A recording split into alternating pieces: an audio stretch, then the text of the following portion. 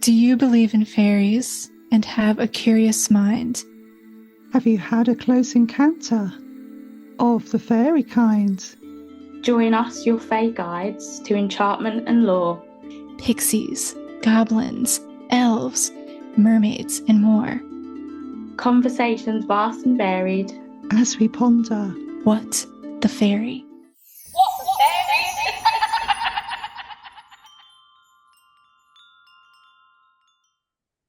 Hello, everyone, and welcome to another episode of What the Fairy. Hello, I'm hello. your host Emma, and then we also have the lovely Claire. Hello, Hi. Claire. Hi, Emma. Yeah, we just have to say that we're missing Anastasia at the moment, but she's going to appear later on. Fairies will Yes. drop her off later. Yes. But this week we're talking about a subject that we've all been really excited about, aren't we, Claire? Yes. And that is some of our favourite fairy-related books. Yeah. Hasn't been the easiest one to sort of narrow down, but I think we've selected a couple each, haven't we? There's many more. We could do many more episodes, I'm sure, on other Yes. books, and listeners might be able to recommend some of their favourites at some point. Yes. That'd be great. We're Yeah. lucky to live in such a world where there's going to be so many titles that we've never even come across. So it's Yes. lovely to share some of our favourite ones. Yeah, we've both got a huge, and I'm sure Anastasia has as well, libraries of fairy and esoteric books. So there's lots to choose from. That's why it's hard to narrow it down, wasn't it? Yeah. And then because obviously once you normally find one, you get directed to another one, and then you love that book as well, and it just goes Yes. on, doesn't it? But the the couple that I have picked, I've gone for two of the oldest ones in my collection, or some of the earliest ones that I remember sort of coming across, and they just really impacted my life in such a magical way. I thought they're the two that I'll start this time with. No doubt there's more another time. But yeah, these two. So which ones have you gone for, Claire, this time? So I have gone for Seeing Fairies, which I know the three of us all absolutely love, by Marjorie T. Johnson and edited by Dr. Simon Young. And a second book is, Pixie, Folklore and Legends by Ennis Tregarthen, which is, she was a Cornish author. And I'll talk a Brilliant. bit more about her when I talk about the book. But yeah, two of Yeah. my favourites. How Your about, neck of the woods as well. yeah, how about you, Emma? What are yours that you're going to speak about? Well, I have got Seeing Fairies just to one side there, so I was glad you picked that up. But I have got The Complete Guide to Fairies and Magical Beings by Cassandra Eason. Mm, Cover there. nice. And a classic has to be, doesn't it? I've got Good Fairies, Bad Fairies by Brian Froud. Oh, brilliant. Yes. Obviously, I love this book. When I first came across this book, I believe it was like 1999 or 2000, something around then. It it literally was. I was seeing real fairies on the pages. Mm. They to me they are he sees fairies Hmm. as they are, and I couldn't get over the artwork in it. Yeah. Couldn't put it down. And I love the topsy-turvy nature of this book. So Uh-huh. obviously fairies is up one way and on Yes. one side, and then you have to turn the book upside down around the other way to get to the Mm. bad fairies. Well, I just love little bits like that. Yeah, it's It's fun, isn't it? scary, isn't Yeah. it? It's really fun. So, Yeah. what are some of your favorite parts of the book, Emma? Um, One of my favourite parts of I'll start with Good Fairies, Bad Fairies, since I've just rattled on Mm. about it there, are lots of the little scribbly sketch drawings in it rather than the big pieces, and the little snippets that he's pencil written, obviously in journals or like that are on the pages as if they're still written. I'll show. Can you see that bit in the middle there? So it Oh, looks like yes. penciled on, Yeah. penciled That's in, great. and just some of these little quotes and little notes are they're just so magical, and they absolutely sing to my fairy heart. I love it. I mean, but this page where I've just opened says fairies are the innate nature of the land and the reflection of the inner nature of our souls. Brilliant. Just Oh, lovely. Yeah, yes. He does write some lovely things about the nature of fairies. Has Brian written the text in that, or is it his wife Wendy? I believe it's him. Yeah. Yeah, I believe it's him. Just from little bits from his sketchbooks and things. Nice. And this quote always stuck with me because this is completely how I feel.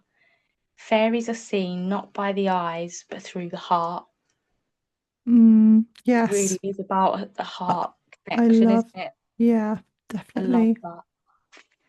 So yeah, just Yeah. going across this book and seeing fairies as I've always seen them myself on the Mm. pages, it was the most magical.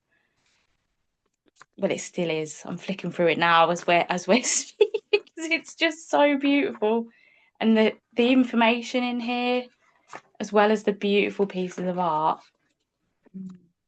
It's just a glorious, glorious book. But there's so much folklore in here as well. So if you want to actually learn about the Yes. history of fairies, types of fairies, how to connect with them, the individual fae, it is full to the brim Mm. of information for people to learn about. It's just beautiful. One of my favourite pieces in here is in the good fairy side. Just trying to find it. It's called The Fairy That Was Kissed by the Pixies, I think. Oh, yes, I know that It's one. so beautiful. It just does something to me every time I look at it, but I can't find it now. That is one of my favorite images as well because he There it includes, is. yeah, Yeah, the fairy who was kissed by the pixies. it's, yeah, beautiful. If I can hold it up. Yeah, I love it. It's Oh, it's great. just magical. I love it. And And what I the, love, yeah, what I love about Brian's art is it is the fact that you can turn the pieces upside down and mm, see of new faces that you couldn't when the page was up the right way. Or the yes, more you look at it, there's just faces hidden amongst it. There's just the more you look, I think yeah, you see something new every single time you look at the pieces that he does. yeah, because his art is inspired by nature. So he'll go out and look at a tree stump and see faces in it and draw that, and from that, then the fairies will come from actually studying nature.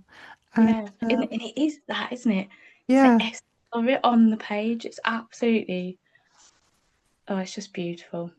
he I love he it. was saying that actually because I went to a talk of his a couple of weeks ago, as you know, and he was talking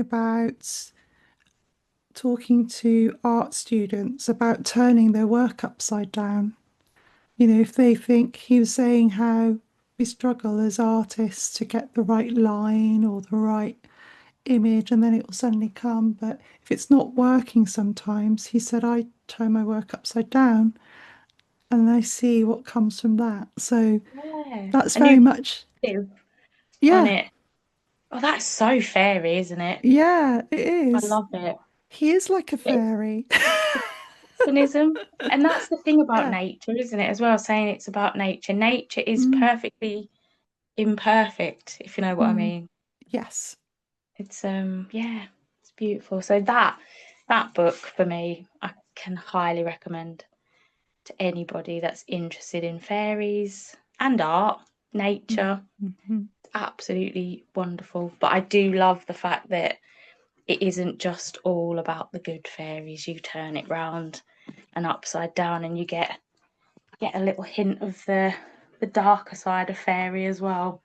So Yes. it's And really good. The mischievous side. it's interesting as well because I think Brian goes by the understanding that there are no good or bad fairies. It's just our perception of them. That's And so it. he's playing with that idea of fairies don't really follow our rules and that it's our viewpoint of whether they're good or bad. Yeah, that's And it. When you yeah, think about the essence of nature, yeah, it can be quite tough, can't it, yes, really? it can. Nature Yeah. itself can be harsh. So yeah, there's bound to be Mm, the darker and the light. It has to be. Balances everything out, doesn't it? it does. That's right. So yeah. Yes. But some of these images of fairies, I mean some of them are quite frightening really when you look at them.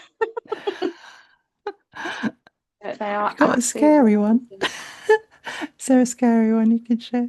Oh yeah, so this one is hopefully I'm going to say this right. The bigot bogey.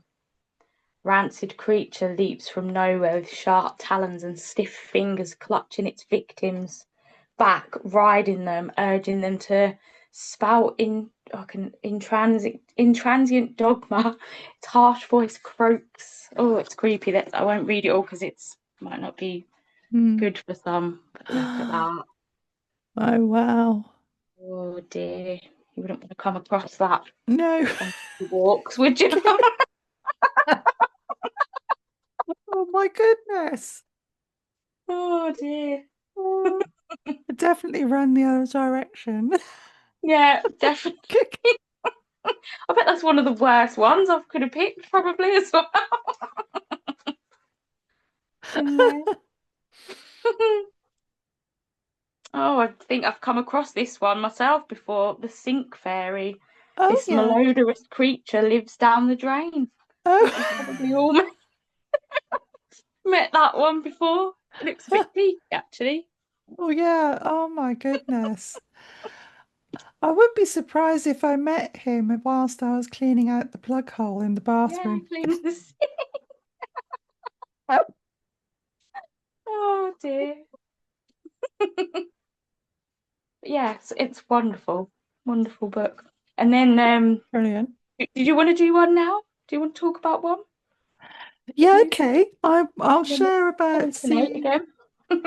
seeing fairies. I'll introduce this one. Oh, Yes. As I said, it's by Marjorie T. Johnson, and she was part of the forming sort of members of the Fairy Investigation Society. And she collected stories from letters. This is in the time when, before the internet, she was writing this in the early part of the 20th century. And yeah, so she created this book from letters that people sent to her.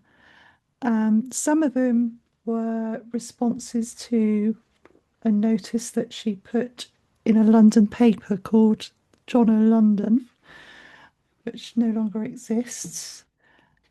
And she asked for fairy stories in there, and people wrote in with their fairy stories. And yeah, so she managed to reap from her work, her research, an amazing record of how people have connected with fairies yeah. up until she died when she was about 101. Um, and then Simon Young, Dr. Simon Young, who's a brilliant fairy researcher, he restarted the Fairy Investigation Society a few years ago, and he managed to get Marjorie's book published because it wasn't published in her lifetime. She had plans for it, and I know how she feels. Someone, Bless her. someone trying to get a book done that she had various trials to get over in her life, and it just never got published. So well done to Simon for getting it out there. Oh, And yeah, there's some fantastic accounts in here. And I mean, she was an interesting person. She was, Simon Young calls her a shaman, really, because she had fairy sight, mediumistic abilities since she was a child. So she had that connection with fairies anyway. And so she understood people's experiences because she had that insight herself. So I think that's why she was trusted by people, probably. yeah. And And she would have just obviously believed them and been yeah, excited to hear yes, what they had to say. e- exactly. It'd be, yeah, she wouldn't have been so, yeah, trying to discount people's experiences. She would have just accepted it. And that's what she did. She didn't, Yeah. there's no actual analysis of people's experiences. It's just a collection of people's experiences, which is one of the things I love about it. She's not Yeah. said, oh, maybe it was this or that or the other. Going through it, you can just kind of think, oh, well, that experience is similar to what someone else had in Devon or up in Yorkshire or whatever. Yeah, Yeah. Just years apart. years apart. That's right, Years over many apart as well. years. So yeah, I printed off a couple of my favourite ones that I'll just mention. This one was on the Devon and Cornish border, and it appeared in the John O. London magazine. I think it was 1935, 1936. Shall I read? I'll read the letter, shall I? Oh, yeah, I do, yeah. Yeah. So this letter was from Joyce Chadwick and it was dated March 1936 and it's written into the John O. London Weekly magazine. One of your correspondents asks on March the 7th for a first-hand account of fairy seen in this country and proceeds to relate two very interesting stories of what West Country men would, I think, call piskies.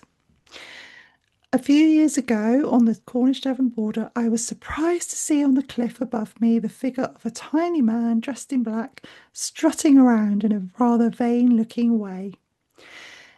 So incredulous was I of the existence of the Pisky people that I said to myself, in a minute I shall see what he really is, a bird or a shadow. But no, he went on being a tiny man until he changed into a quite indescribable thing. Are not Piskie's Irish cousins known as the shape changers? Something with the appearance of a long furry black roll which gamboled about on the grass and then disappeared. A few minutes later, however, two more little shapes became visible, slightly larger and much rounder than the first Piskie man. They were sitting one on either side of a gorse bush, making movements like those made in sawing with a two-handled saw. Curiosity impelled closer investigation, but the short cut I took up the cliff ended in unclimbable steepness and rubble, and I was obliged to return to the shore. So she says by the time she got up there, she couldn't see them, they'd gone. But she said she couldn't work out where they were sat because where they were sat was overhanging the cliff. So they must have been sat in midair. Yeah. Yeah, really strange. And then she finishes with this question, which isn't, she doesn't say any more, but she says, there was a somewhat amusing sequel a few days later when I again saw and tried to come near a group of good people, but my letter is already too long. So, Literally left us on a yeah, cliffhanger. on a cliffhanger. was like, what? That bit's not included in the book. That's from the original Oh, article. And I I was want like, to hear more now. oh my gosh. So she had more than one encounter with these beings. Wow. And But can really, you just describe that again, Claire? What she said they turned into? so they turned Oh, into, so the little, yeah, so the figure of a tiny man dressed in black, strutting around, he turned into an, a long, furry black roll which gamboled about on the grass and then disappeared. So I just get this image of like a fluffy, like feather boa type thing, yeah. Dragging right? about. Because it was you that mentioned to me about pixies and piskies disguising themselves as bundles of rags or Yeah. rags Mm-hmm. and cloth because I that's what it made me think of. So I thanks for repeating that because I was just trying to get in my mind's eye Yes. what that would have looked like that form. It's quite scary actually, isn't it? It's quite Yeah, it's scary little form to change into before it disappeared. unnerving. So yeah, it does make you think, like you say, is that what people mean by seeing fairies, seeing pixies as bundles of rags? Maybe they're describing a similar thing that, Yeah.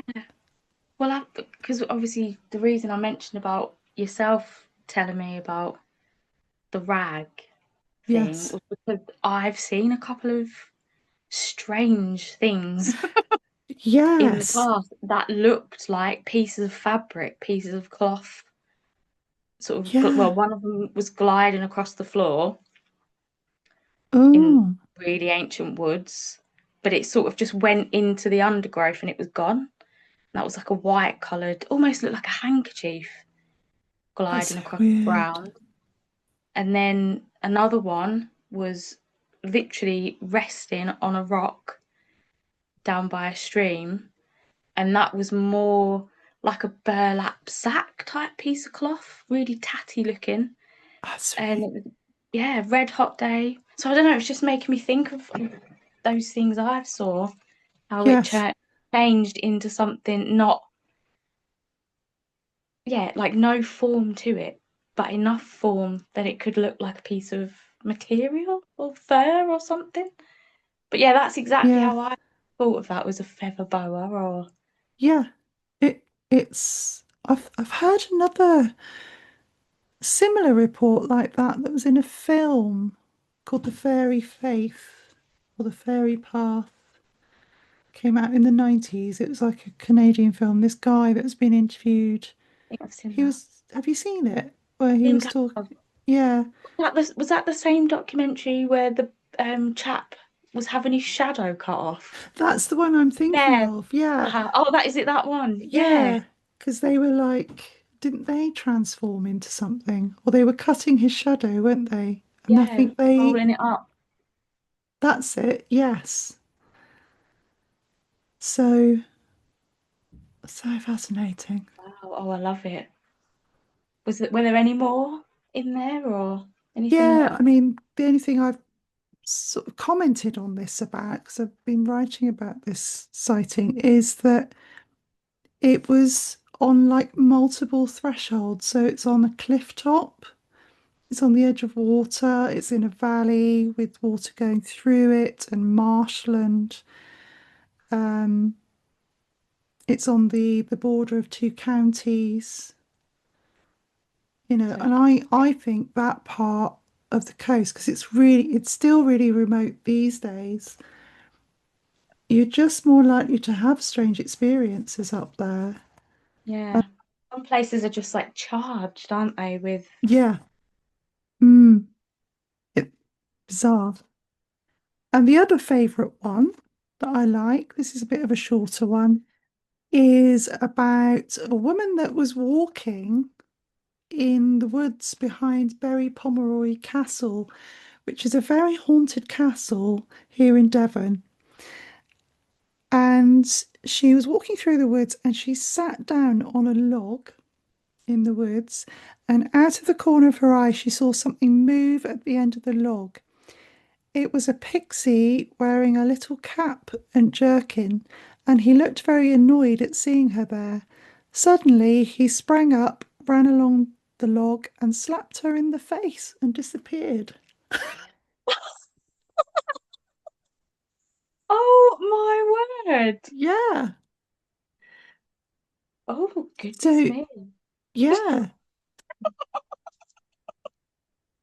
I mean, I he don't mean to wasn't laugh the happy. poor woman, but God, I wonder So, what he was so unhappy about. Sat on the end of his log, maybe? yeah, I think so. I think she was inadvertently in his space, sitting on his log. I don't think that's the first time I've heard of someone getting slapped in the face by a fairy Oh, either. really? Sure, I've just read something about like that in another book. Yeah, that might be one of the one of the other ones I've got on my desk. Positive I've heard of someone else getting Yeah, slapped in the face. yeah.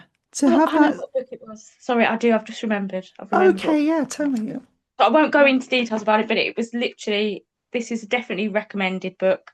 Meeting the Other Crowd, The Fairy Stories of Hidden Island Oh, by yes. Eddie Lenehan. Ah, Absolutely. For me, this is on mm, the same part as Seeing Fairies. hmm. It's just account after account after account Yes. of like old Ireland. So it was in there. I've just had a flick through it because I've read it, but had a Yeah. flick through it again, and there is someone else that got slapped on the face by a fairy Really? in there. Yes. Gosh. So what were they up to then? Why do you know Um, why they were slapped? I think if memory serves, it was a little girl, and she had just wandered off and got Mm, lost, and mm. then cried onto a rock, and then once she cried onto the rock opened up, and some fairies come out and slapped her in the face. And then she ran home, ran away, Oh my God. terrified. I'm This positive it would was, yeah, be. it was in there. But that is terrifying, isn't it? Yeah, it is. I mean, Really? that's two really weird accounts that I think sort of show that there's another side to fairies, that they don't just, there's different types of fairies, obviously, but Yeah, they all don't just float around and are pretty and whatever, that they can be quite visceral and these encounters can be quite terrifying. yeah. Well, I Um, mean, there's lots of stories, folklore and everything, where people have been blinded in one eye and yeah. all sorts Mm, of stuff like that. So they can be vengeful, can't they, and mm. mischievous and but that there's something about that that does tickle me that they just slap you in the face, run off. It I reminds think me I've of met some. some people like that in real life actually. So that's what I always think. Think of the nature of humans. I mean, they Yeah. are different. They don't necessarily go on the same Mm. as we do, but there's elements, different attitudes, different behaviours, isn't there? Can't just go slapping people in the face. Deary me. Can you imagine? You just feel like you're just minding your own business and this little being runs up to you and God. But it's wonderful that that person did share that account, Yeah, especially for the time that a lot of those accounts were taken as well. exactly. And obviously people writing in these letters, they wouldn't have had any comparison. They wouldn't be able to go onto Google and think, oh yeah, so and so had a experience like that, or onto, Reddit or whatever. They Yeah. were all unique experiences coming together, and it's only by being in this book that you can nowadays we've got the I suppose the benefit of being able to compare them and think, oh my gosh, yeah, Hmm. yeah. And that is strange that you picked that story, and I've just reread something literally just before today about that in there. So yeah, that's quite Yeah. synchronicity. Yeah. So I mean, it shows as well that they can be very physical, isn't it? Like they're Yeah, not. They can appear like spirit, maybe, but they can manifest in this very physical way. earthly, Yeah. yeah, way to slap someone in the face. Goodness me, poor woman.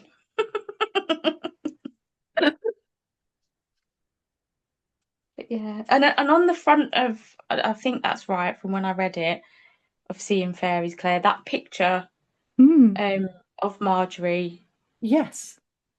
shows a fairy sort of manifesting, doesn't it? I think she's playing music. Oh, I so she's believe that's what it is. she's playing the recorder or something, or a flute, Yeah. isn't she? Oh, I didn't know that, Emma. I didn't know about Yeah, I the think like the photo. little misty, I believe it was like a gnome, Oh, I oh remember. yes. But yeah, and that's it sort of manifesting in the Oh, I photograph. see. That's amazing. Yeah. Do we know where that was taken? It looks like she's on a moor somewhere. Yeah, I think it does say in there, but it is just such a wonderful book, isn't it? Marjorie playing on a bamboo pipe heath. Heath near Castle Rising. Pine trees and birches, nature spirits veiled in ectoplasm on left foreground. Yeah, brilliant. Amazing. Hello. Sorry I couldn't be there to join Emma and Claire. Sometimes being on different continents provides challenges with scheduling, but I'm here now to talk about a couple fairy books of mine. Now, the first one, Claire and Emma could have easily talked about themselves, and this is a very influential book to many, many, many, many, many people, and I kind of laid claim to it to talk about. So this is Fairies by Brian Froud and Alan Lee, and this copy that I have is luckily you can't really tell on my low lighting, but it's extremely dirty and dingy because I've had it for so long and it's just loved on it and just read it and looked through it so many times. This is the 25th anniversary edition. So this is originally published, I believe, in 1978, and this was reprinted in 2002, I think. Yes, it is. So I think most people listening will probably be familiar with this book. So I won't really linger on it too long, but it is co-written and illustrated by Brian Froud and Alan Lee, which, Emma already talked about Brian Froud with the Good Fairies, Bad Fairies book, which I had, hopefully still have, I just don't know where it is. I've moved so many times, I've had to shuffle books around so many places. Hopefully it's somewhere, but love that book too. But I mean, Brian Froud and Alan Lee, both of them are masters in their craft and just immeasurably influential. Both of them working on films, Brian Froud, Labyrinth, Dark Crystal, and Alan Lee on the Lord of the Rings movies and different illustrations of that. So, this book, which is a coffee table sized book, is packed with beautiful illustrations from each author, also filled with information about fairies. The majority of the book is different depictions and descriptions of various types of fairies. So I thought I would just mention a couple of my favorites in a second here, but first I'll just quickly go over my personal history with the book because it's so special to me, and I'm sure as it is to both Emma and Claire and many people listening and just throughout the world. So, of course, I grew up loving Labyrinth and the Dark Crystal. So I knew of Brian Froud before I knew of Brian Froud. I didn't find out about this book and who he really was until I was a teenager, probably, I don't know, maybe 12 or 13, when I made a friend who had a lot of the same interests in me in fantasy movies and fairies and magic and ghosts. And yeah, we had a lot of similar interests. And she introduced me to a lot of awesome things, one of them being this book. She had this book, and I fell in love. And I don't know at what point I connected the dots about, well, this is the concept designer for Labyrinth and Dark Crystal, two of my favorite movies. But she showed me this book, and I fell in love. And I always believed in fairies, but it was like hard to, I don't know, be public. I don't know, almost hard to accept it myself, because it's just not, to really actually believe in fairies is not a part of, American culture. European Americans, or just non-Native Americans. I don't know. But, it's not like a part of the mainstream culture here. Of course it is for, little people, which are, you can kind of draw parallels between fairies, of course. Their little people are very much part of different native cultures, but I didn't find out about that until very recently. So I believed in fairies, but that's not something I would really tell anyone. And it's not something I really even fully let myself believe. And I still kind of struggle with that, to be honest. But when I saw this book, I just looked at the drawings and I thought, oh man, that's what fairies really look like. And if I'm going to see one, which I desperately wanted to, it's going to look like this. One of these. These are real. You couldn't convince me that these weren't real. And there's even the photographs in the back that Brian Froud and Alan Lee took that are kind of their little nod to the Cottingley photographs that I thought were real too. So yeah, like these, which I might just put them on screen actually, but yeah, these pictures, couldn't have told me that those weren't real photographs, which yeah, was a lot of people's experience with the Cottingley photographs, right? So that was cool of them to include, because it had the same effect on a different generation. So anyway, I fell in love with this book, and I wanted a copy for myself, of course. So I remember asking my dad, or going to the bookstore with my dad, which we went to Barnes and Noble, which is still hanging on. And so I went to the art book section, and I found it, and I was looking through it. I used to always sit on the ground in the bookstore and look at books, find a little corner. Yeah. And so I found it, and then I went up to my dad, and I was like, can I please have this book?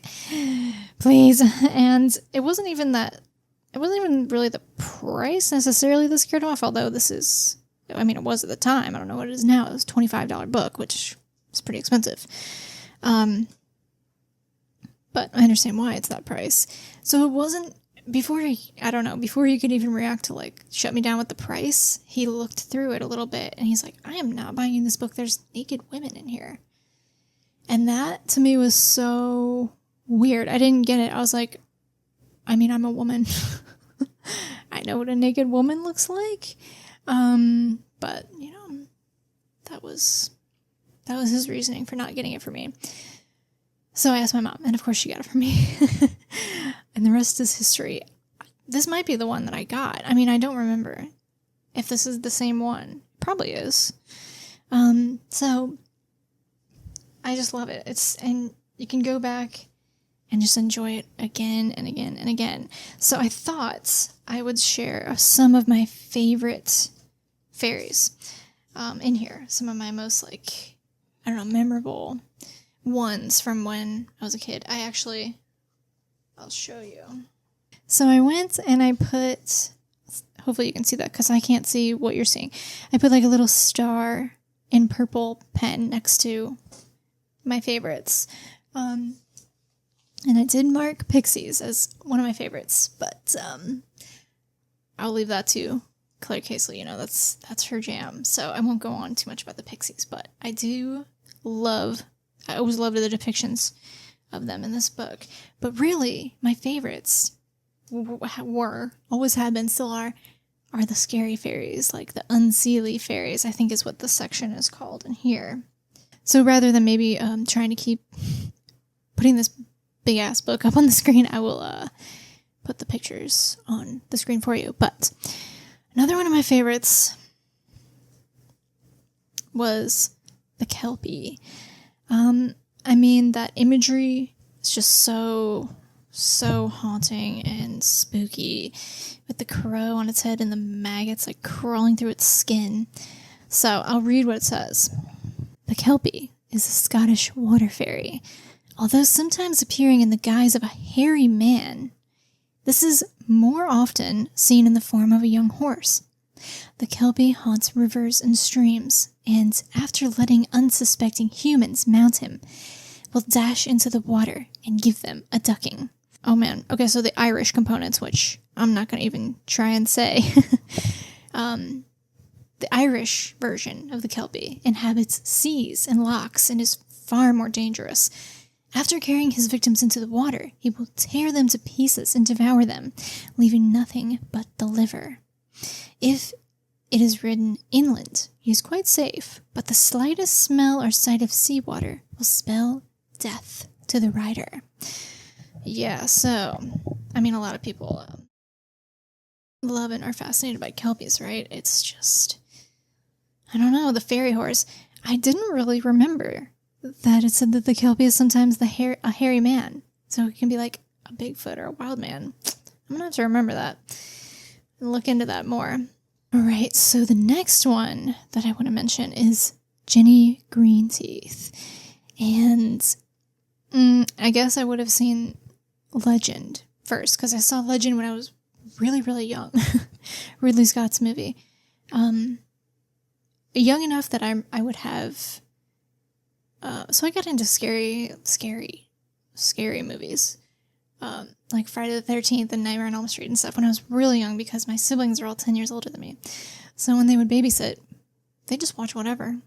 And so I would just watch what they watched, and I loved it.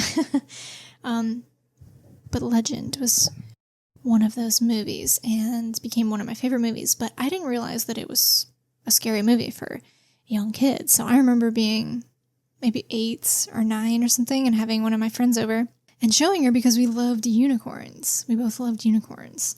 And that movie is all about unicorns. So I showed her, and within like the first 5 minutes, as soon as the goblins come on screen, she was freaking out and crying. I was like, turn it off. I was like, okay, what's your deal? Anyway, so they do have a Jenny Greenteeth character in that movie, but her name's Meg Mucklebones. And I love that character in the movie. I love that scene in the movie. So when I saw Jenny Greenteeth in this book, I was like, oh my god, it's Meg Mucklebones. She's a real thing. She's a real thing in folklore, at least. And the image is very, very creepy as well.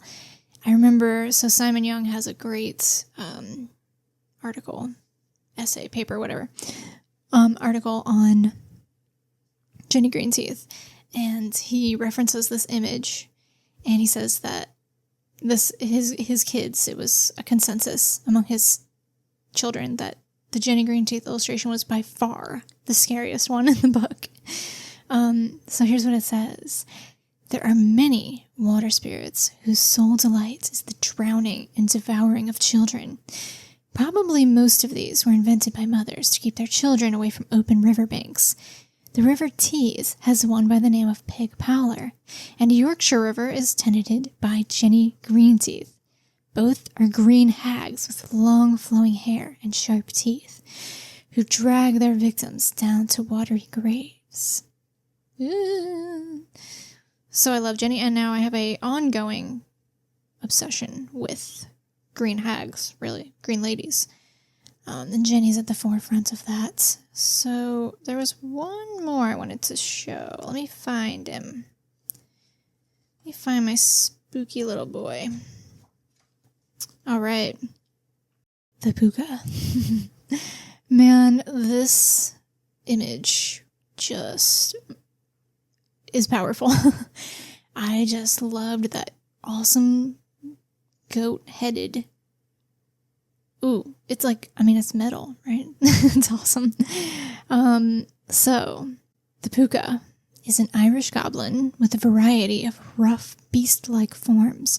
He appears sometimes as a dog or a horse or even a bull, but he is generally jet black with blazing eyes. As a seemingly friendly, shaggy, sway-backed pony, Puka offers the unwary traveler a welcome lift. But once astride, he is taken for a wild and terrifying gallop across the wettest and most thorny country, eventually to be dumped headlong into the mire or deposited in a ditch. The chuckle is that of the puka as he gallops away. And then it also says the puka sometimes takes the form of an eagle and carries men on his back. So, I have come to appreciate the different forms of the puka, particularly the black dog that comes up a lot. I feel like, I don't know, I believe it's Alan Lee who did this, the puka page. It looks like his style. I feel like I don't want to say he took liberties with, but he came up with this image of the puka as this, like, goat-headed man. Because I don't think I've really heard that in folklore, although if it is a thing, I'd love to know. But just this image is just so haunting and, like, but it's also badass. And I was like, dude, I don't care how scary the puka is, like, I kind of want to hang out. So I treasure every page in that book, but the spooky fairies are just, they do something for me. They still do. So the next one I chose for this chat is, like I said, a complete guide to fairies and magical beings. Oh, I'm going to drop it now. By Cassandra Easton. And I came across this book, I believe it was like the year 2000, I think 2001. And it was like it was a life-changing book for me. It was like the first time I'd ever come across sort of a book actually talking about seeing fairies, connecting with them, communicating with them, and just ways that you can, like breaking it down. And one of the things that I really could not get over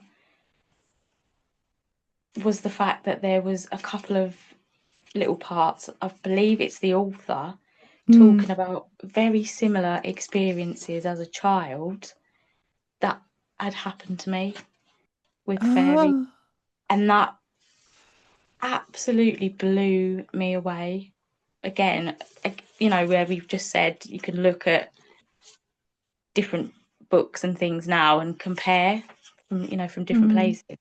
I'd never come across it. Well, I think back then I don't think I'd ever really told anybody what I'd experienced, apart from maybe like my parents or something like that. But I certainly hadn't sort of openly chatted about those accounts with anybody. So to read similar things in the book, I was like, oh my word, like this is real. Yes. The things I've experienced and I've seen, it is real. But this book is just so lovely because it breaks sort of everything down. So you've got sort of like chapters on the origins of fairies, who are the fairies, evidence of fairies, fairies in literature and legend, and then it goes into your different types of fairies, nature spirits, devas and elementals, darker side of fairies. So it just sort of breaks everything down, and then there's an A to Z of fairies in the back of it, which I thought was super handy at the time, because again, I'd never come across anything else like that before. suggested reading. So they recommend like other places to check things out. So yeah, for me, I mean, it's quite faded now. It's quite worn because once I read it, I couldn't put it down. I kept reading and reading, and yeah, it was like Yeah. that part of me. It really felt like I was meant to find it Mm-hmm. to sort of open up that side of me again, because I think I've mentioned it before, and even on the Mm. Fairy Whispering podcast when I did those couple of episodes, that I'd sort of shut it down a little bit as a teenager and things. Yes. So this was like, I remember it was like waking that fairy part of me back up again. Oh, when did you So find that book? it was literally just in Waterstones one day, and I Yeah. remember I wasn't looking for anything Mm. in particular.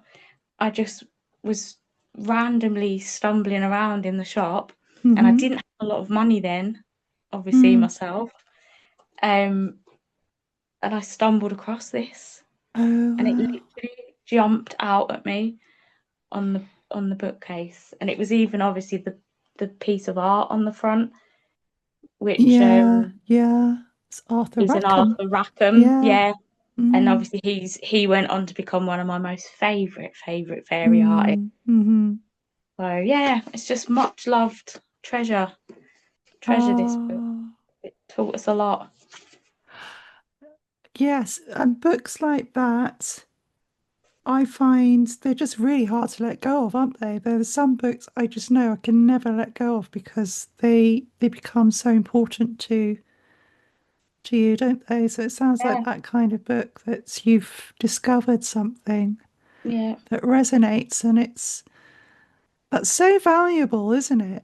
Um, I mean, that's what I love about doing this podcast, Fairy Whispering. There's other fairy podcasts like Joe's Modern Fairy Sightings. If you've had, a strange experience or a fairy experience, then hearing about other people's experiences is so validating. yeah. Yeah. And I think reading about someone having very similar experiences as well to me, I was Mm, like, I'm not alone in this. Someone else has seen the exact same thing I've seen, or at yeah. least very closely. So So yeah. what's the experience in the book? Do you want to share a bit I of was it? just trying to flick through to find it. Yeah, Yeah, sure, go sorry if I ahead. look distracted, but it was, what It's page okay. is it? For fairies, 57, because it was about children Okay. being mum. And obviously it was about the episode for your podcast was the Goblin Market one. Yes, Um, that was that's amazing. those experiences that I had there. Evidence of fairies. I mean, just little quotes like this at the top of the page. There are fairies at the bottom of our gardens. Mm, yes. It just is. Okay. Childhood fairies. Childhood fairies. Let's have a look a minute. I mean, this little bit here, I've always been a bit of a nature child. I could potter about outside for hours. I was at my happiest when digging around in the muck, climbing trees, or playing with bees. That's Mm. me and my childhood right there. I used to let them crawl about on my hands and knees, and I never got stung. So Oh, even that, reading that, I remember being, well, that's what I used to do. And I used to sing to the bees and talk to the bees and mm. whisper them secrets, and I'd hold them cupped in my hand and tell them things. And then they'd Oh, sing me, they were so gentle, and they'd fly away. that's beautiful, Emma. She talks about seeing um, objects, strange objects, and faces and forms would appear out the corner of her eye, the side of my vision. They would appear only for a fraction of a second, and when I looked again, they wouldn't be there. Mm. These faces and forms soon became familiar to me. I never thought to question them until years later. And that is Right. lovely, isn't it? Because you don't, Yes. especially when you're a kid, you don't Yeah. think, you just know. Yes. don't you know what's Yeah. happened? You know what you've seen. But then she does mention about it was the front bedroom. Sorry, the front bedroom was, as my sister put it, weird. Mm. My bedroom was a front bedroom where I had the fairies on the Oh, windowsill. right. Okay. Well, she shuddered to herself and then went on to tell me a few strange things that happened to her. She described the exact same thing I saw for several nights running. We both saw a tiny figure standing behind the curtain early in the morning. Oh gosh. That's interesting, isn't it? Behind the Yeah, curtains, like you behind the did. curtain. I Yeah. remember so clearly because I thought my mother had put a doll behind the curtain as a joke. Oh wow. I snatched the curtain back and there was nothing to be seen. And that's exactly what I used to do. I used to sneak out of the bed, Yeah. go over to the curtains and whip the curtains back really quickly, desperate to see Mm. them. And Mm-hmm. there'd been absolutely nothing there. And then I'd go and get Mm. back in bed, and within a few minutes, they'd reappear again. So, yeah, nothing to cast a sort of shadow onto my window either. When the Mm-hmm. curtain fell back again, it was gone. Yeah. My sister That's said that she used to interesting. see it from her cot, and she told me that its hair seemed to be curly and kind of loose style, which fitted perfectly with what I'd seen. Oh wow. So, but Yeah. they describe it, lots of strange things happened in that front bedroom. Amongst these were a goblin type creature running across the Mm. floor just as I was waking up. Oh my gosh. Yeah. So and sort of a constant feeling of being watched from the corners. Not a bad feeling, but not a very comfortable one either, she's put. Mm. So, That's so fascinating. And anybody watching, I'll put the episodes in the description for this episode of from Fairy Whispering that I recorded with Emma, so you can hear about her experiences. yeah. Yeah. But that, honestly, as a teenager, I mean, it still gets me now when I've just Yeah. reread that. But the first time reading that, Mm. I'd never even told anybody really about that. And it was, yeah. And I don't think, actually, I don't believe I've come across anyone that's had quite so similar as that lady there as my Yeah. experience. So, And it just makes you wonder, doesn't it, with the shadows, how are they how are they able to cast shadows if they're not actually there? It's strange, isn't mm. it? They're not Or actually they just visible. flip back into their Yeah. dimension in that, or whatever it is, a different state as you Yes. whip the curtain back. Yes. So are they able I mean, I've seen them before where they Mm. move so quickly, don't they? Mm-hmm. They move so fast in and Mm. out of our sort of reality. Yeah, and I think that's why they're just very difficult to photograph. And Yeah. maybe as our technology improves, 'cause I do believe, I know this is a very contentious issue with a lot of paranormal investigators, but I believe that they can be photographed. And some people get lucky and capture them on film. Mm. Yeah, so, but I they are often very think, fast. Yeah. yeah, they're very fast. Maybe when they do get captured, Mm. they're not paying attention Yes. quite as much. You know, they've just Yeah. stopped for a minute and forgot to disappear in time. I think so. Yeah. Or sometimes they're shocked. When I've experienced them, I think Mm. sometimes they're shocked that you're able Yes. to see them. Yes, that's Often where, yeah, we just catch a glimpse for a minute. yeah. Uh, when I've, so whenever I go into nature, I always find it takes a few minutes to sort of just drop into the resonance of that place. You know, if you're very Yeah. stressed as well, it take a long time. But once you're in the resonance of that place, that I find, I don't know if the same, Emma, that's when I start to see things. And it might just be a brief glimpse of a face that's coming, emerging from a tree or a little being that comes into view, and then they sort of just fade back again. That's the way I see them anyway. They appear and then they disappear. It's almost like this, you're seeing into their dimension temporarily. And for some reason, apart from, you know, some people, and you've had experience of this, of being in that space for a longer time. It's difficult to stay in that, I think as adults as well, stay in that resonance. Yeah. So I think Yeah. that's definitely why kids are able to see them more as Mm. well. That the world hasn't got to them yet. Yeah. Affected them yet. They're not, yeah. So it's fascinating. But I think Yeah. I want to say a beginner to Mm. learning about fairies or connecting with fairies and just finding more Mm. about them, I think the books that we've talked about Mm. have got so much information for people Yes. to learn about, and even if you just like a good story, because there's some absolutely amazing stories in seeing fairies, Yeah. isn't there?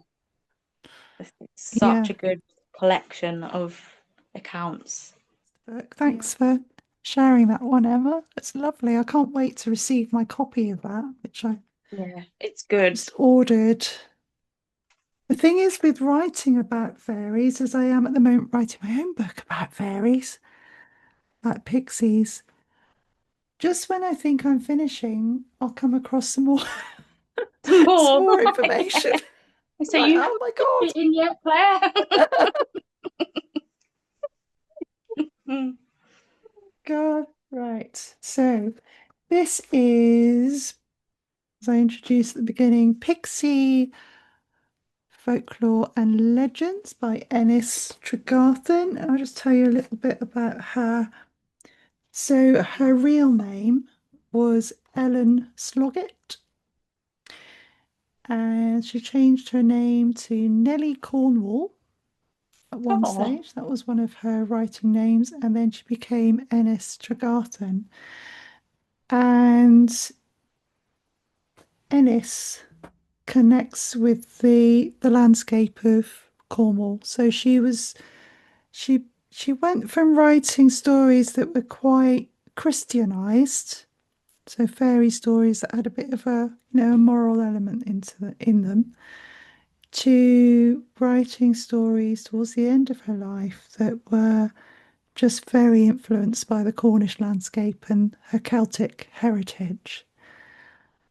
And she was disabled, um, so she relied on people she knew to give her these stories because she couldn't actually. I think as a child she would have been able to go out and explore the landscape, but as she progressed through life, she became more and more disabled. So she was actually practically housebound, and she wrote about the pixies and fairies from her bedroom. That was her, yeah. So again, Dr. Simon Young has written a brilliant paper, which I think is now a book all about her because he wrote about how she's a very overlooked folklorist, mm. and he wanted to, just show that her work is very valuable Well, to. that's the first time I've heard of her. Yes, So that's something new I've learned. I should be looking up you'll that. love the way she writes, Emma. I think it Yeah. will inspire you and anybody listening. She's just writes with a lot of heart, and you can tell that she has a real connection with the landscape and the subject that she's writing about. Very inspiring. So she wrote a few books, The Pisky Purse, Legends and Tales of North Cornwall, and that was published in 1905. The one I've got, Pisky Folklore, was published after her death, and it was an American author called Elizabeth Yates that collected a lot of Ennis's writings together after her death and compiled them into this book. Um, and my favourite story, or one of my favourites, is called The Pisky Revellers. And it's about a family called the Kelloways that lived in Port Quinn, which is where, do you remember the TV series Doc Martin? Yeah. Yeah, that's where Went to visit he. there one day and we saw him filming it Oh, across. really? Oh, yeah. So we Well, that, waved at him. well, this is where that story's from. Oh, wow. Yeah, so the Kelloways lived in a row of cottages in Port Quinn, and they every night they had little people, the pixies, visiting them to dance in their living room. Uh, and they had this kind of deal with the pixies that when the pixies knocked on their jug, they had this jug on their dresser that the family knew it's time for them to go to bed, so the pixies could have their sitting room for the evening to dance. So they could have a nightclub in their Yeah, kitchen. I love that. yeah. So this is also like a romance as well because there's Jennifer Calloway and her boyfriend, whose name I haven't noted. Oh, Bennett. He he visits her and he walks from his home a couple of miles away across the cliffs to visit Jennifer. And he gets a bit fed up with being told to go home at 8 o'clock or whatever it is because the pixies need to come and dance in the sitting room. So, yeah, it's a lovely story, but he gradually gets to understand the pixies because he sees them all one night on their way to Port Quinn, and he comes to respect that custom. And so he and Jennifer eventually they're happily married, and the pixies carry on with their nightly antics, knocking on the jug and dancing in the sitting room. So it's just really beautiful, beautifully written. And she mentions a lot of Cornish places as well. Like there's Moon's Ground, um, which is a place I think where there's lots of little bumps in the land up on the cliffs. And that's where the pixies live. They live in the little hillocks. And that's Oh, where they come out of at night. Yeah. So a lovely story. it is. It's a, I do love that. Like, yeah. just shows that you can, because I always think this, you can still connect with landscapes and places and spirit of place and Mm, fairies. You can still connect with them, even if you haven't got the mobility to get out. You can just yes. look at a picture of a place, you can see it and feel it in your heart. Mm, And I can feel that mm, from her, from that story you've said. Even if she yeah. couldn't physically get there, you can, in your essence, your part of your soul can still access Yeah. And those landscapes. she used to tell stories to her like nieces and nephews as well. So she loved telling stories. Yeah. And you can tell that the way the stories are written, she loved Cornwall. She loved storytelling. She was expressing a lot of those things about human life Hmm. through stories. So yeah, I'd Cool. highly recommend it. And there's I have shed a tear on many occasions reading her stories because they're just so beautiful. Yeah. And I think good stories do move you, don't they? And I think that's important too with And I think that chap in that tale stories. chose wisely to learn to accept them dancing in the living room because he could have had the same fate as the lady in the last one. Couldn't he, or worse? I don't think it would have ended well for No, him. I don't think it would have. Oh, but that's so lovely. I'll definitely check her out. Yeah, yeah, you should.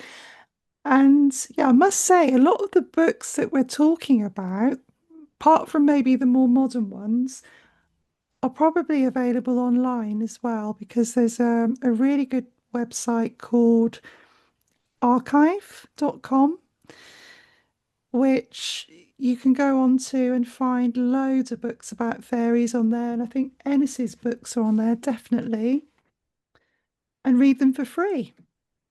So that's another way to access books. And there's Yeah, also Sacred Texts, which is another great website that has a lot of older books with fairy folklore too. wonderful. Yes. So that last story that you've just read, Claire, as well, is just before we started recording, we had a little chat. I am always so fascinated about fairies appearing in the home or like, Mm-hmm. in people's houses. I just, rather than it being out in nature, there's something so fascinating about them appearing in our spaces like Yes. that. I love it. Just to give Um, her a mention, I'm not going to say too much about it, but this is one of my all-time favourite books. Devon Ghosts by Theo Brown, another wonderful researcher, and she's got a brilliant section about pixies in here, fairies that come from the southwest of England. And she's got a huge archive of research material at Exeter University as well. So I just wanted to give her a shout out. She's another favourite researcher of mine. oh, Yeah. wonderful. That's another new one for me as well. It's exciting. So the next book I wanted to talk about is actually a collection of short stories. It's fiction, which I know someone could be very cheeky about and say, these are all fiction. But this is definitely fiction in the truest sense of the word.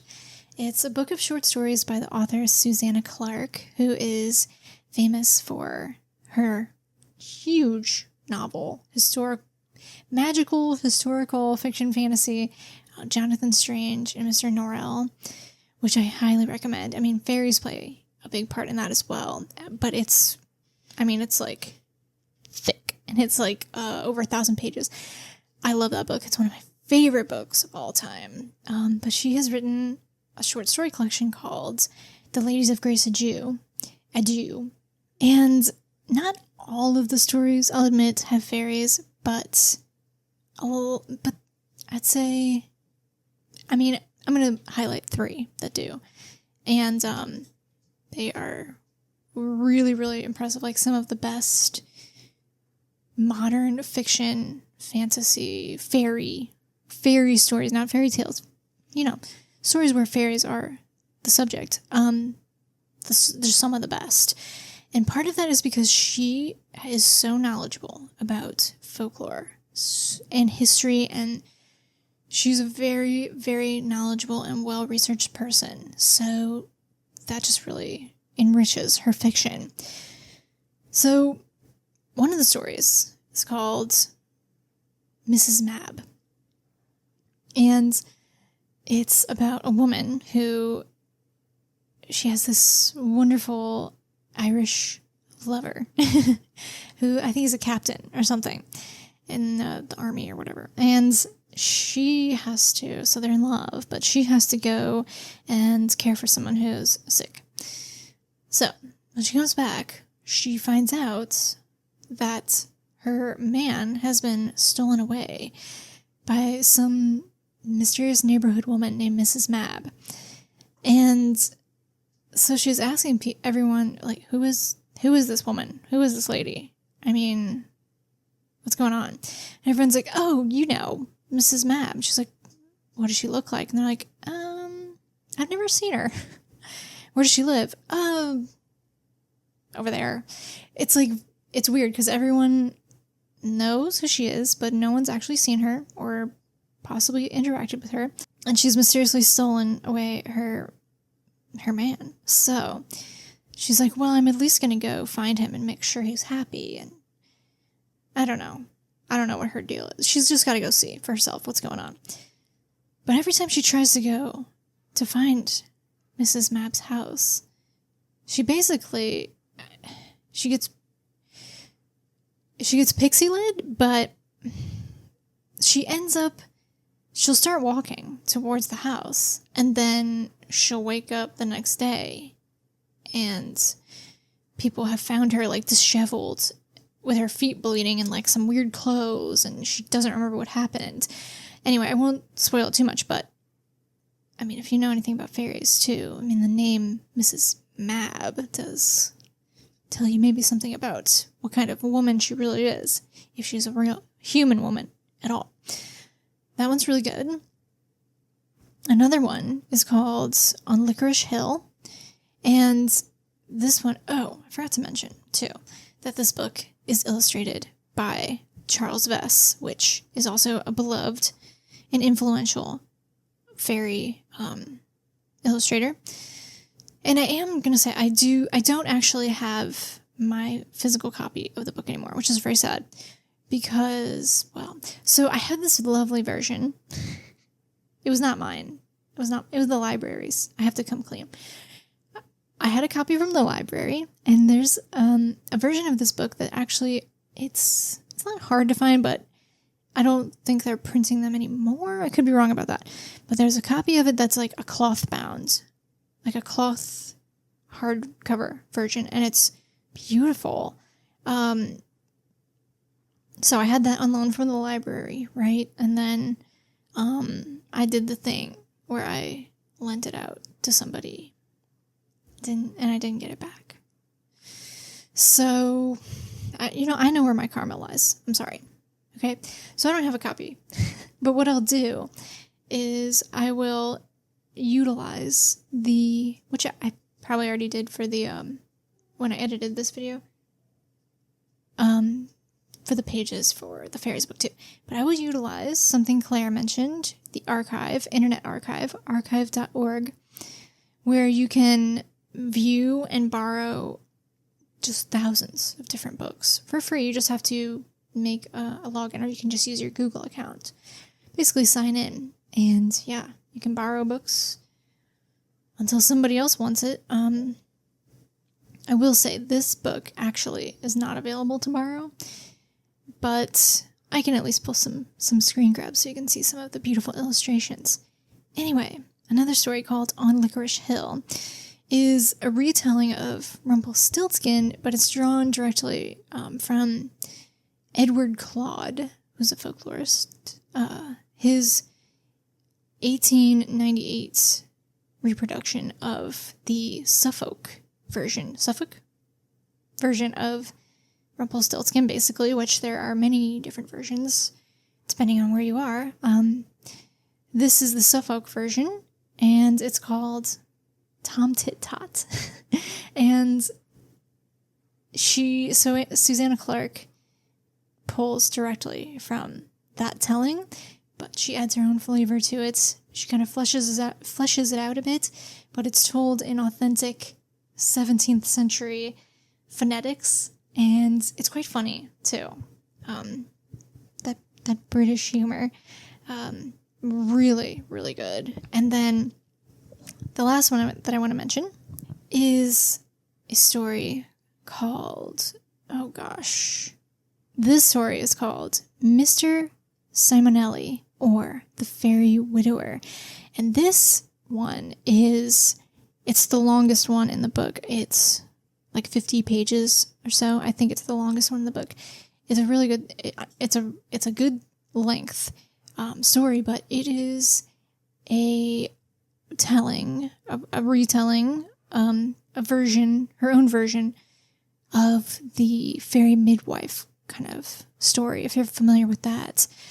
If you're not, I'll just kind of leave it at that, and maybe you can seek it out. But that story is amazing. The one in this book, The Fairy Widower, it is so good, and it really shows those evil gentry that I love so much. Evil in a human context. I mean, fairies don't do things because they think they're evil. They just do things because they want to, right? But it is a fantastic story. So it just, yeah. I mean, I just want you to read it. Anyway, I can go on and on and on. So I highly recommend that book, at least those 3 stories, if you just want to read about fairies. But they're all really good stories. I think one or two. Oh, there's another fairy story too, but I'll leave that for you if you go seek it out. But they're all like magical stories. Two of them are like in universe of the Jonathan Strange and Mr. Norrell book. I think you'd be okay if you haven't read that book. I think you'd be fine. It's just kind of fun if you are familiar with that universe and those characters. I mean, the universe of Jonathan Strange and Mr. Norrell is just Victorian England, but magic's real. It's just like a magical realism version of Victorian England where there are practicing magicians. Awesome book. So yeah, those are the books that I wanted to talk about, and I really enjoyed hearing about the books that Claire and Emma talked about as well. I also have Seeing Fairies, of course. Highly recommend that book. Such an amazing book. And actually, while we're here, since they both read a story from Seeing Fairies, I'll just read a short one too, and then we'll finish up. So, one morning in November 1949, Miss Ruby D. Johnson of County Kildare was seated in the Dublin-bound bus that leaves Polpuka, a Gaelic place name signifying Pool of the Puka, or Puck's Pool. At about 7:30 a.m., just as the bus was starting off, she glanced idly through the window and was amazed to see a tiny child busily gathering something from the nettles and weeds that fringed the roadside. It was dressed entirely in white cap, coats, and leggings. Miss Johnson's amazement was due to the fact that the child was about the size of a 7-month-old baby, and yet was able to walk. She was also very surprised that such a small child should be allowed out in the bitterly cold semi-darkness of a wintry morning. Quote, "I clutched my companion and tried to draw her attention to the little figure," she said, "but my companion could not see it at all, and the other passengers in the bus began to eye me strangely." End quote. Wow. So, I just had my bookmark there. Kind of wild that the puka came up. Yeah, because Paul Puka, I don't know if I'm saying that right. The place name mentioned there translates to Pool of the Puka, and the puka there is, maybe it comes in other forms, but I know it's a lot of times said to appear there as a black dog. There's even a stamp. No, not a stamp. Like a cigarette pack, I believe. There was these series of cigarette cards. I think there's something that came with cigarette packs. I don't know what year, but the one for Polpuka is the waterfall and the pool with a black dog standing in front of it. So, and I'm still looking at the puka over here. So, oh, that's fun. Did you want to mention your bits from Seeing Fairies, Emma, before we... So yes, I was just flicking through again, about any stories, and I thought I'd pick Kent because that's where I'm from originally. Living in the northeast of England now, but yeah. So I just saw a little a little story. Well, there was two actually. So this one happened, and this is in Seeing Fairies again. Um, what I'm about to relate, she said, happened 2 weeks before Christmas in 1919. I Mm. had taken my afternoon nap and was coming down the stairs in the gathering dusk when I saw coming towards me up the stairs on my right a small fairy, flying as if she was in a great hurry. She was about 5 inches in length, her arms were moving as if she was swimming the crawl stroke, and her legs were keeping time with them. Her little limbs were waxen in appearance, her small head was covered with fair, close, curly hair, her wings were like silver gossamer, and she wore a small skirt of the same material.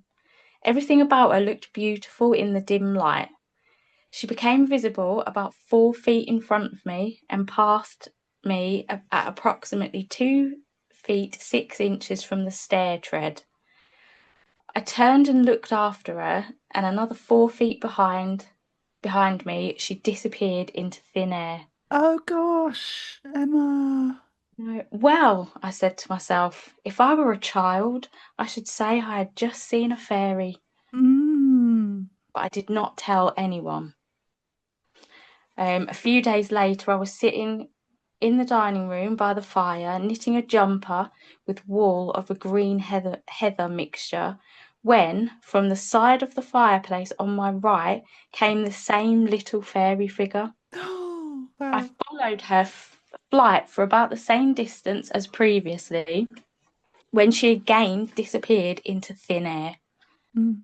I was 41 years old at the time.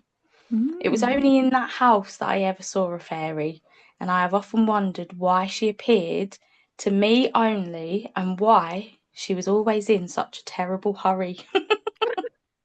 And I just loved that. I loved that she saw it. She saw the same little fairy twice Yes. in two different places. Wow. Yeah. And that again, similar to other stories, it was only in that house. How many Mm. times have we come across that? Where Yeah. people have experiences, but only in that one house. Yes. Yeah. Yeah, and she was the only one that saw it. Nobody else that she lived with.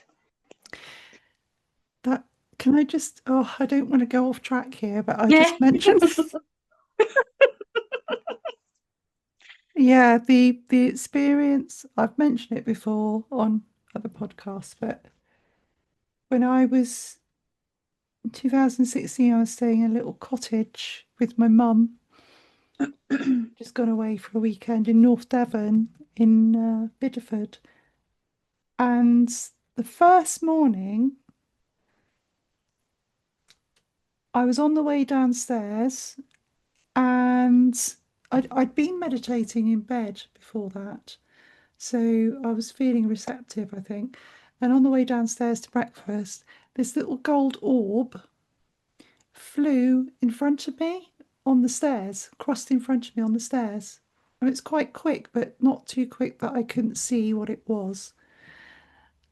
So I felt that was connected with the garden because it's a beautiful, she had a really beautiful wildflower garden at the back of the cottage.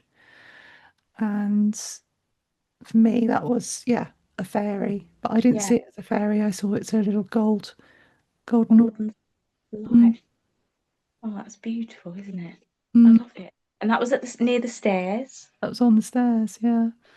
That was near the fireplace and the stairs. So again, Yes. places again, those in between In sort of bet- spaces. And I yes. just forgot to mention that happened in 1919 in Ramsgate. That happened, and it Right. was a Mrs. Edith F. Ellis Mm. that Lovely. she did live in that house with her husband, three children, and a nanny, and she was the only Oh, one that ever saw the little fairy. So amazing. yeah, so that's just a Mm. few of the stories that are in that book. Yeah. Thank you for It's sharing just that. jam-packed, isn't it, of beautiful. It is. It's mind-boggling, really. And you know, there have been other collections of fairy experiences, but not as comprehensive as that so Mm. far. And it is just Yeah, one after the other, isn't it? yeah, Read it. There's different sections, but it's just one after the other after the other. yeah. Amazing. It's lovely. Yeah, fantastic. Ah, thank you, Emma. Was there anything Thank else you. you were going to share, or is that No, I think that's it. done? But I would love to hear from listeners if they have any favourite books they can recommend, or if you are going to go on to check out some of these ones that we've talked about today. That would Yes. be really exciting because I've got some more reading to do now. Thank you, Claire. I know, so have I. Because they definitely go on my wish list or whatever. So yeah, Yeah. And I'll put a link to how you can contact us in the notes for this show. Please do write in to comment on this episode about anything you'd like to share with us to do with yeah, books, or any experiences you've had with fairies. We'd love to hear from you. As love to Emma hear said. about Yeah. always wonderful. And no doubt we'll do another episode on books because there's Yeah. so many. There are so many. Yeah. So, oh my gosh, we could probably just do a whole podcast about fairy books. Yeah. It's so great that there's so many available, Mm, so much information yeah. available now. And like you said, it doesn't have to cost. You can get secondhand ones, you can get them Mm, for free as mm, well. Access them. The yeah. information is there, isn't it? World of Books, eBay, independent booksellers, secondhand bookstores. They're all good. Yeah. Yeah.